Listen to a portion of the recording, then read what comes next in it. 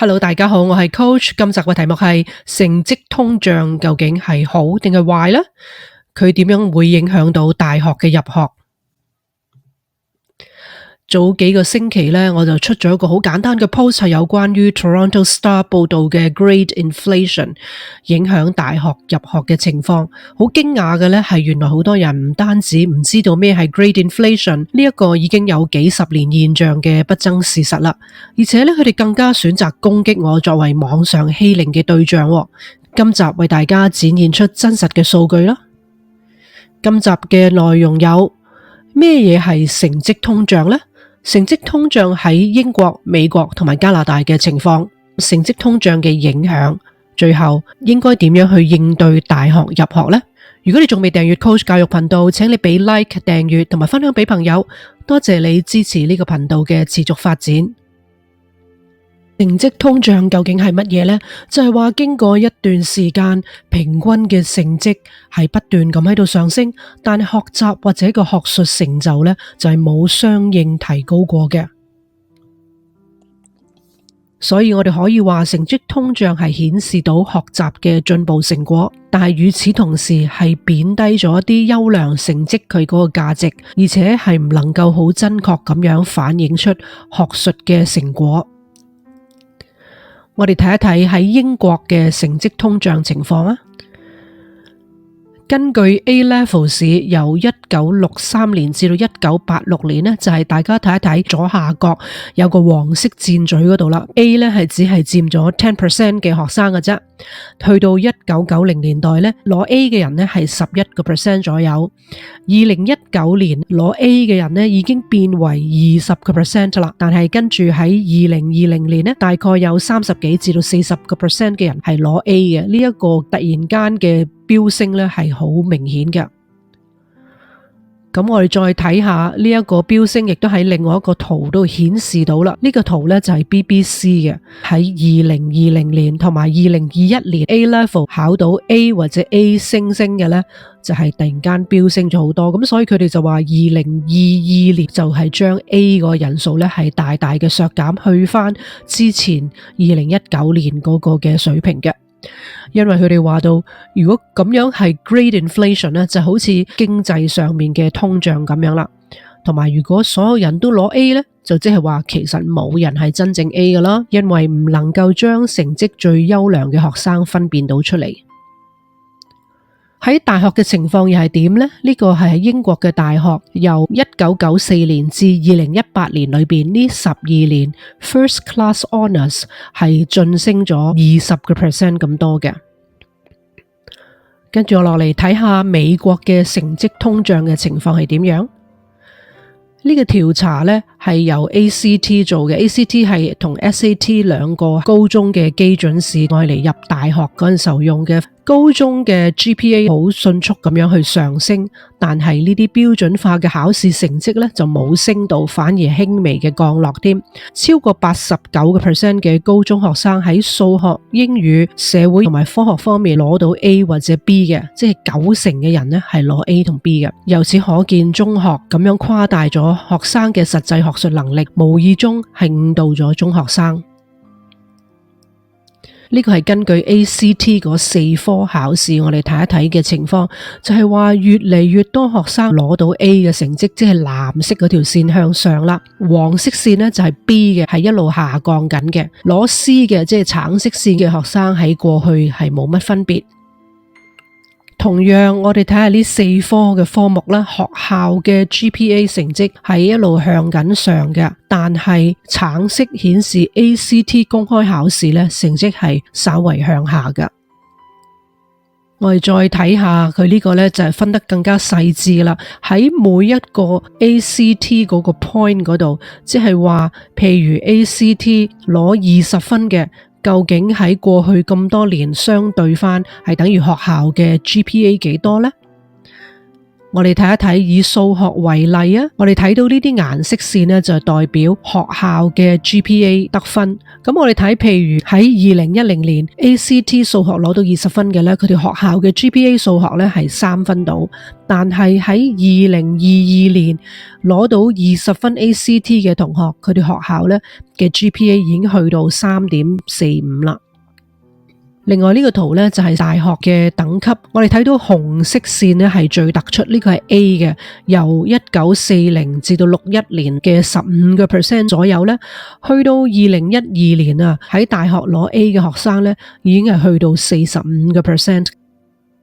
咁我哋睇下呢一個圖呢，就係講50年嚟，由1963年至2013年 A 喺大學裏邊所佔嘅平均均率係喺度急升嘅。David Ward University of Wisconsin 嘅校監嘅，佢就話大學入學嘅時候呢，佢哋就好小心去揀學生，當學生係被學校錄取咗之後呢，大學就出盡辦法要佢哋必定成功。我哋睇下加拿大嘅成績通脹情況。加拿大成績通脹嘅影響亦都係被廣泛報道嘅。每年都會有幾篇嘅報道，同樣嘅主題就係話成績優良嘅中學生冇辦法被心儀嘅大學課程取錄。其實主要報道都矛頭係指向同一間大學㗎，因為佢係曾經有法律訴訟係敗訴，所以係被逼要公開佢嘅收生數據嘅。呢一間就係 U of Waterloo， 佢呢個叫做 adjustment factor， 係佢用嚟計算收取學生讀工程系嘅。咁至於其他大學有冇呢？咁問題就係冇公開到數據嘅，所以我哋唔知道佢哋嘅方法係點樣。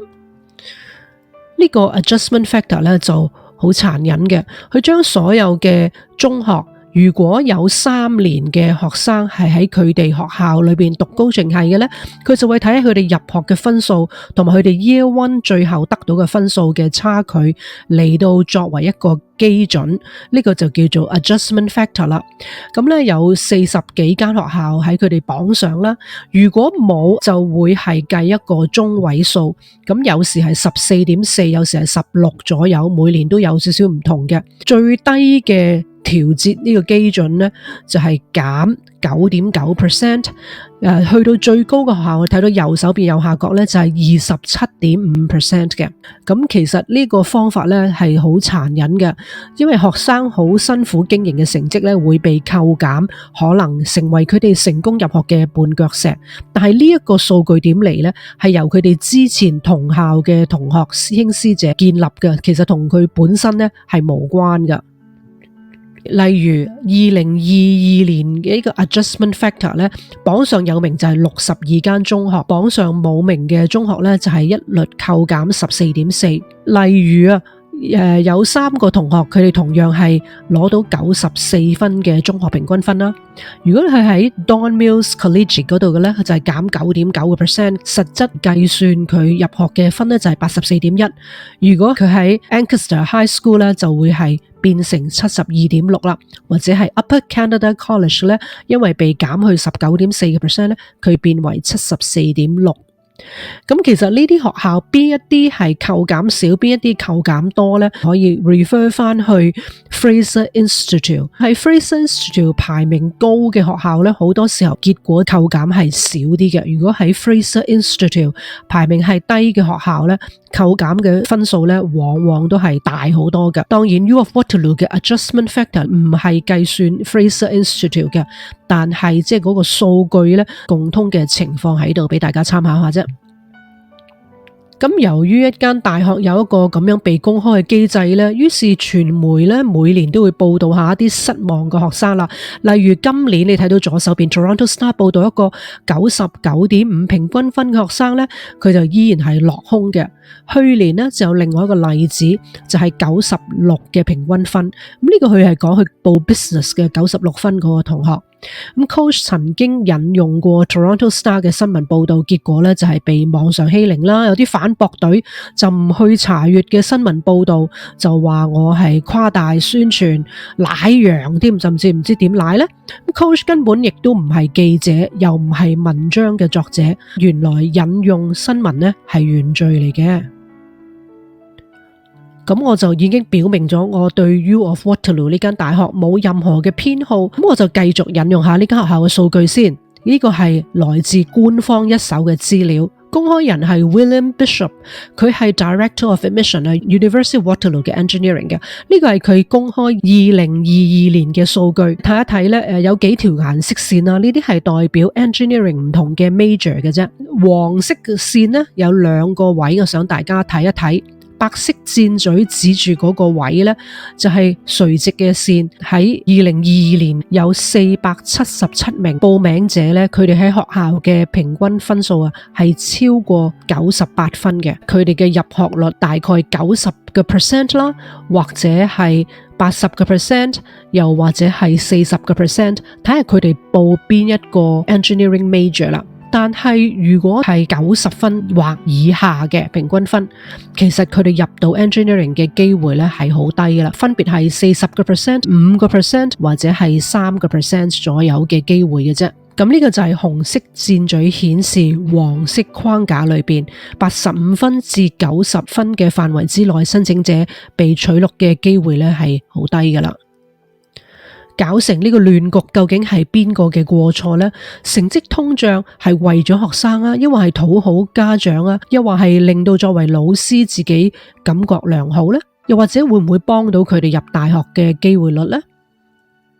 再同大家分享一份政府公布嘅數據，呢個係 Ontario 大學總括嚟講嘅入學平均分。我哋睇一睇最左手邊有啲紅色箭嘴嗰度咧，學生喺中學係攞到95分嘅平均分以上。我哋睇下最高嗰間咧，可能大家都估到啦，係 U of Toronto St. George Campus 嘅，超過一半50.5嘅學生係揸住平均分95分以上嘅。咁其餘兩間較為高嘅咧就係 McMaster University 同埋 University of Waterloo， 都係40幾個%嘅學生有95平均分以上去入學。咁可以睇一睇由最右手邊呢，就係 overall average 啦，整體入學平均分。U of Toronto St. George Campus 嘅咧就大概93.9個%，U of Waterloo 係92.7%， McMaster 係92.6%。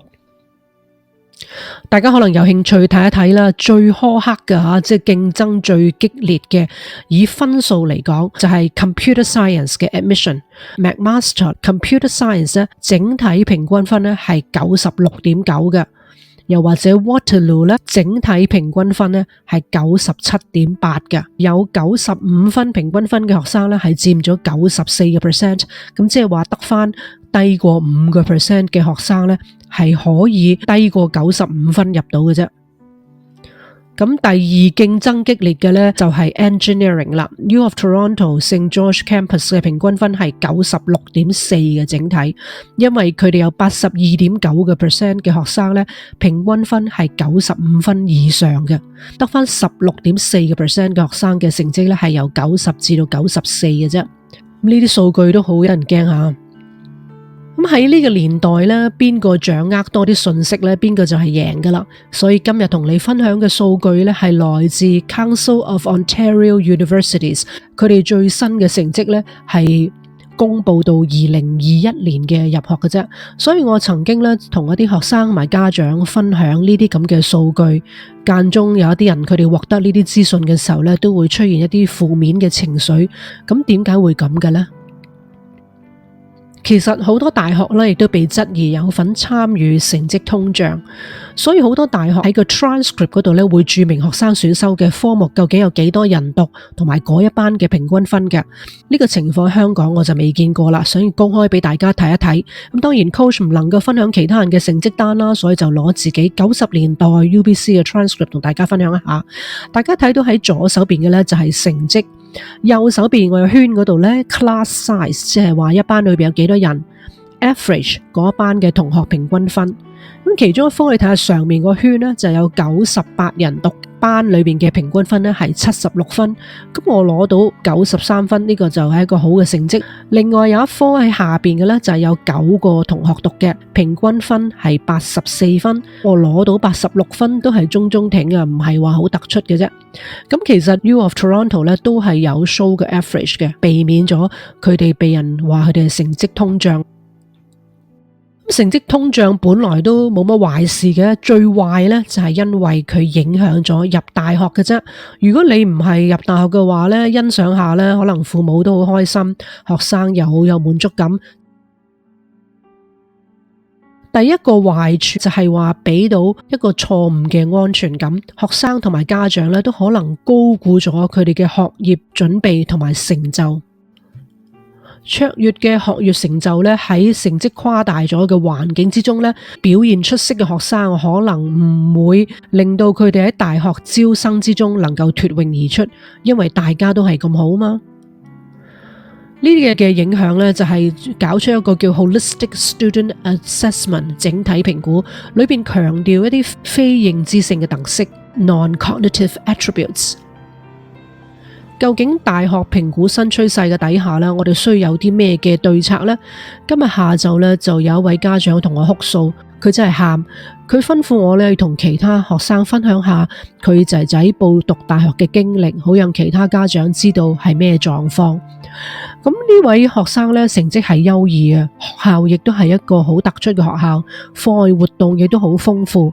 佢報咗18間學校，家長分享話，本來以為準備係充足，甚至係隨手可得嘅添。點知佢心儀嘅學校全部都冇取錄佢，佢係好失望，懷疑問題就係出現咗呢個 personal essays。接下同大家分享下重點。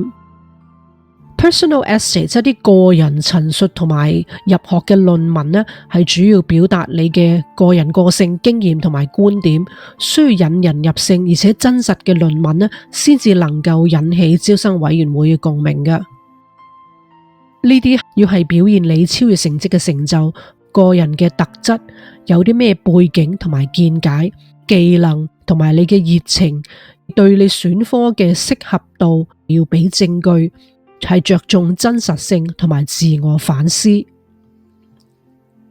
第三呢，就係關乎一個技巧啦，係唔係能夠有效咁表現到自己，同埋將你自己多元化嘅體驗去敘述到，反思你嘅技能、興趣同埋個人成就，同埋表示願意做出一啲貢獻啦。所以有一個講法就係話，你唯一注定要成為嘅人呢，就係你自己決定要成為嘅人。究竟有啲咩抉擇你需要做呢？有啲咩嘅準備你需要掌握呢？希望今集能夠引用好多官方嘅數據同埋資訊，令同學同埋家長們意識到成績通脹嘅嚴重性同埋佢嘅影響。唔知你哋對今集有咩意見呢？歡迎你留言。如果仲未訂閱 Coach 教育頻道，請你俾 like 訂閱分享俾朋友。多謝你哋收睇同埋支持呢個頻道嘅持續發展。